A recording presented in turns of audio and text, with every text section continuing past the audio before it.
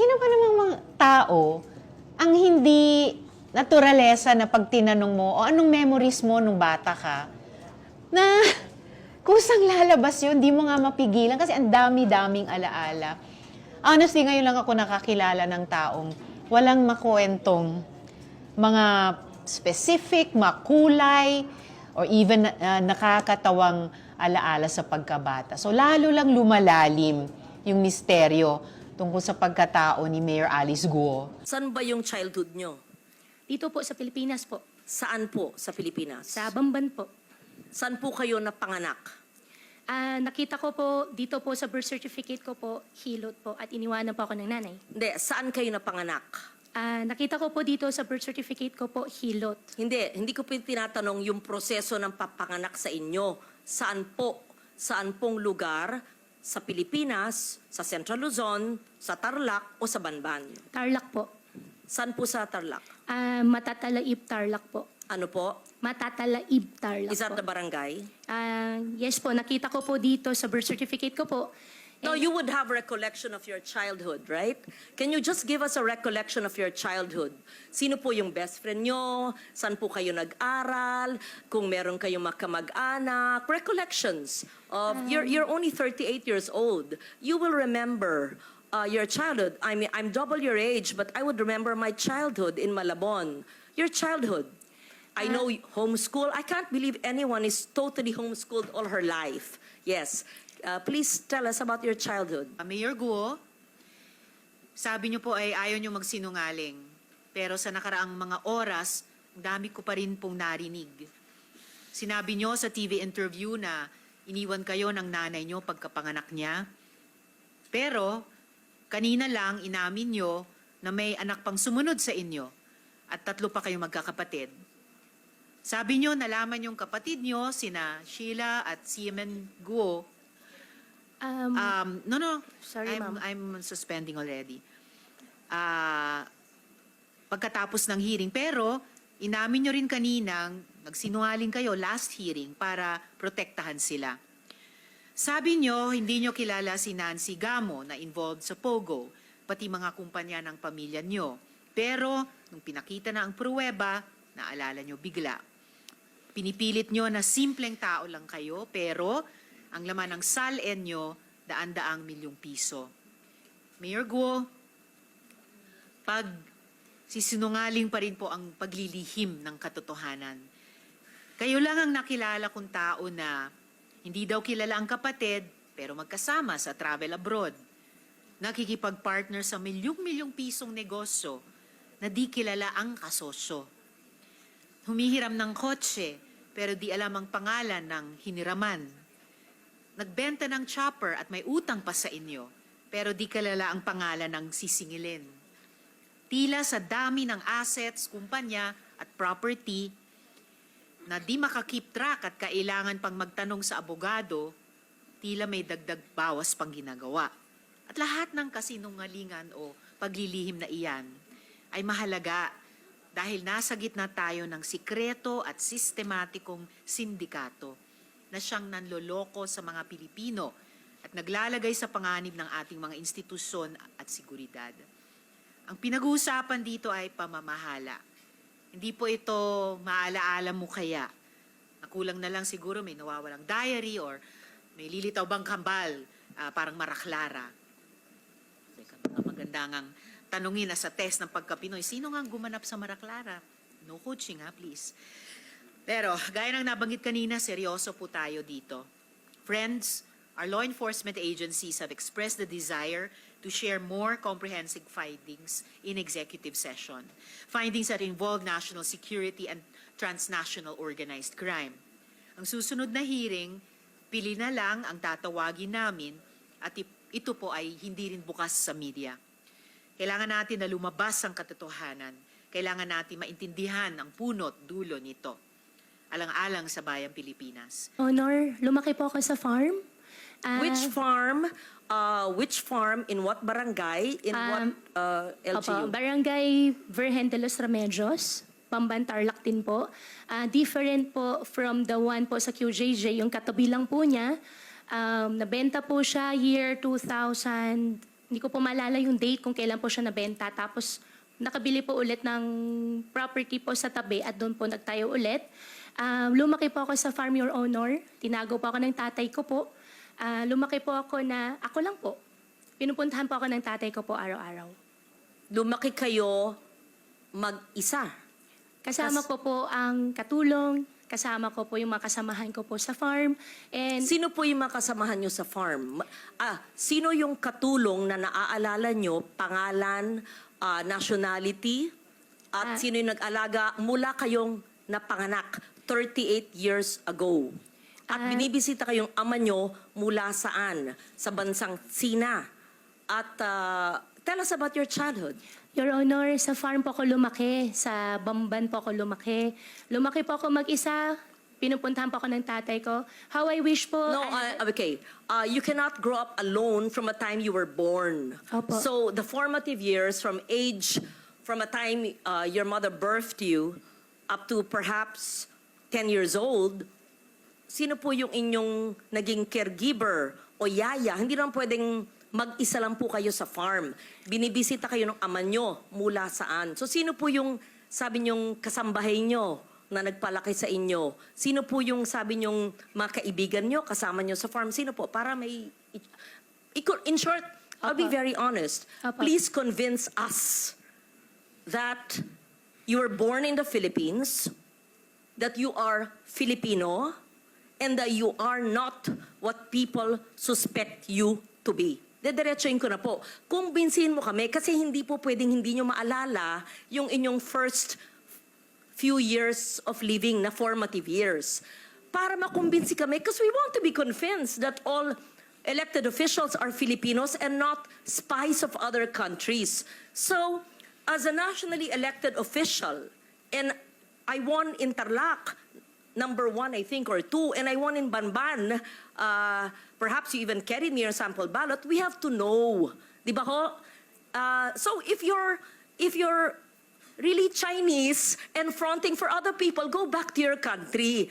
But if you are Filipino and you were born here, convince us because we want to be convinced.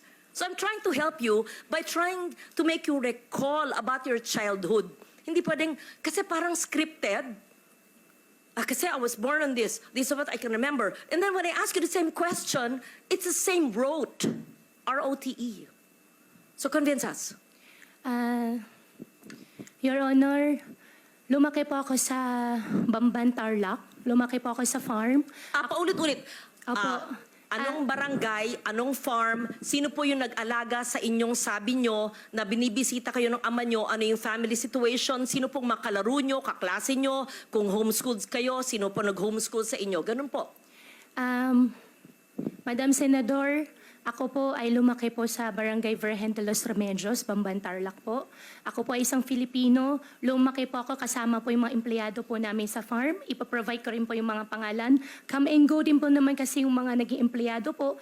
38 years ago po, Madam Senador, wala po ako talagang maalala ng sobra. Pero meron pa po ako isang kasama ngayon po na matagal na po sa amin, si Mang Boy po, na hanggang ngayon, kasama ko pa rin po siya. Sa susunod po, baka pwede ko po siya i-present din po dito para makilala niyo po. And in fact, 14 years old pa lang po ako, nagtatrabaho na po ako. Kilala po ako ng barangay chairman na mention po kanina na ipapaimbita. At bumibili na po ako ng mais. Pwede po ako mag-present po ng mga pangalan po nila na magpapaalam lang po ako sa kanila kung pwede ko po sila i-disclose po yung names po nila.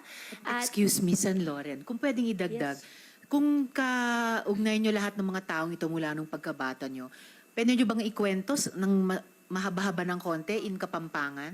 Kasi syempre, kausap nyo sila sa sarili nilang lengguwahe. Magsalita po kayo sa Kapampangan kung kayo lumaki sa... Madam do. Senador, konti lang po yung alam ko po sa Kapampangan. Ang alam ko po, sobrang konti lang po. Di Okay, takda mo po. what Chinese language do you speak? Hokkien or Mandarin? I can speak Hokkien po. Okay, speak in Hokkien now. Bo? More. Tell us more about your life in China. Wala po akong life po sa China. Dito po ako lumaki sa Pilipinas po. Tell us about your life in the Philippines and tell us about your family in China in Hokkien. Family ko po in No, China. in Hokkien. Please tell us about your father who's from China, and he visits you, used to visit you when you were a child, and the family of your father in China, and where are you from China in Fukien? We have interpreters, and perhaps I can understand a little. Yes po. Guay lao pe tui tai liok lai. Continue.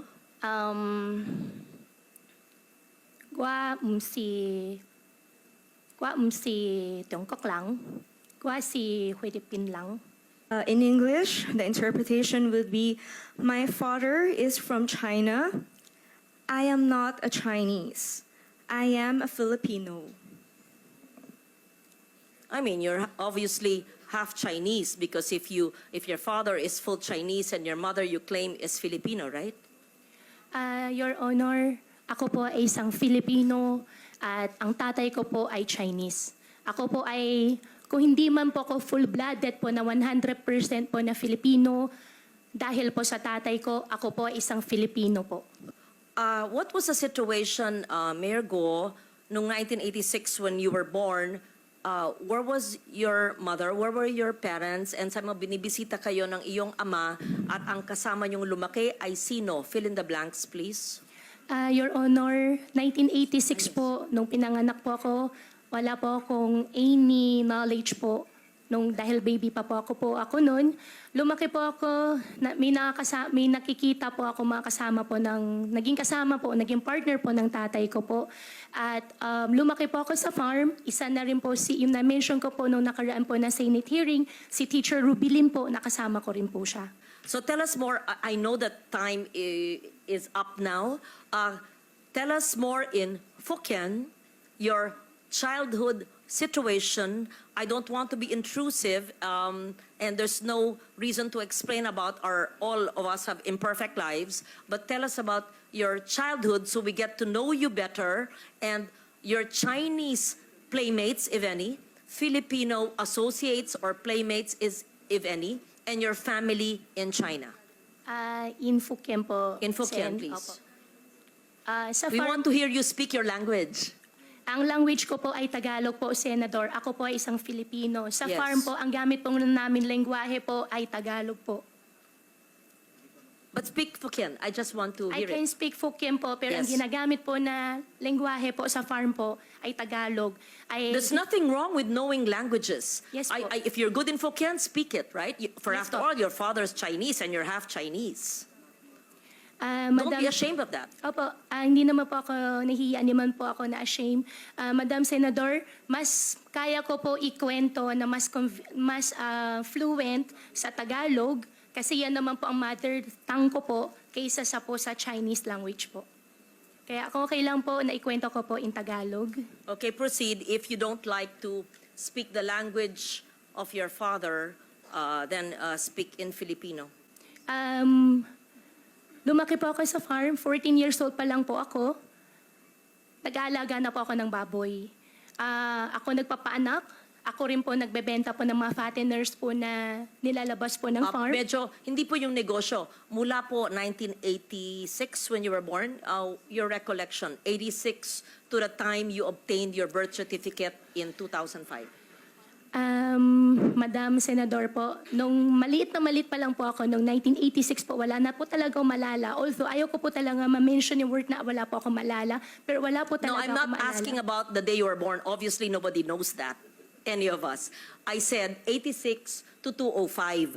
Between the day you were born and 9 years old, you would have some recollection. Ako nga po, doble ng age nyo. Naaalala ko pa yung childhood ko na ako'y 5 years old eh. Kilala ko pa yung grade school teachers ko eh. Yun lang po. Huwag tayo magpilosopo po dito. I mean, Opo. obviously, I'm not asking you, how was it when you were born? Hindi po. From 1986 to 205. Madam Senador, lumaki po ako sa farm. Kinulong po ako ng tatay ko. Paulit-ulit naman, parang memoryado nyo. Kasi kino-coach ka ng lawyers mo siguro. Just, magkwento, parang kaibigan. Parang nagpunta senador sa'yo, oh, Mayor, kamusta na kayo? Kamusta ang buhay nyo dito? Napana kayo sa farm? How was your life when you were born? Ganun. Sino yung neighbors nyo, playmates nyo, paano yung pamilya, binibisita ka ng ama mo, ganun. Kwento lang. Madam Senador, As a Filipino, as you claim. Opo, gustong-gusto ko po magkwento. Ang playmates ko po doon sa farm ay yung mga dati po namin empleyado rin po. Kamenggo po yung mga tao pero may mga luma, mga matatagal po namin empleyado. Pagbalik ko po ngayon araw, hahanapin ko po sila at sa susunod po na Senate hearing, isasama ko na lang din po Ako, sila. aaralin pa ng mga abogado. Teka po, anything, when I say your first 10 years of your life, the first 9 years of your life, kilala ko pa yata yung isang abogado mo sa likod mo. Anyway, the first 9 years of your life, what is the first image that comes? Tell us about your farm life. Must be a charming, idyllic life, right? Opo, nasalo po ako ng farm. Di po ako pinag-aral po ng tatay ko po. Ang nagtuturo po sa akin si Teacher Rubilin po na na-mention ko po nung nakaraan na Senate hearing. And how I wish po really, Madam Senador, na I have a perfect life po. No, However we're po, not talking about pinalaki po ako sa farm. imperfections or perfection. Kwento lang nga eh. Opo. 9-10 years po. Siyempre man, Mayor, may maalala, 38 ka lang eh. Opo, sa farm nga po ako lumaki po, Madam Senador. Hindi po naging normal po, hindi po naging normal po I'm yung not buhay ko asking po. nga normal or it's Madam Chair, I know that time is limited and I would want to get to know the mayor. As I said, we're giving you the opportunity to prove to us that you are Filipino. Opo. We ask you the questions which I would ask normal people.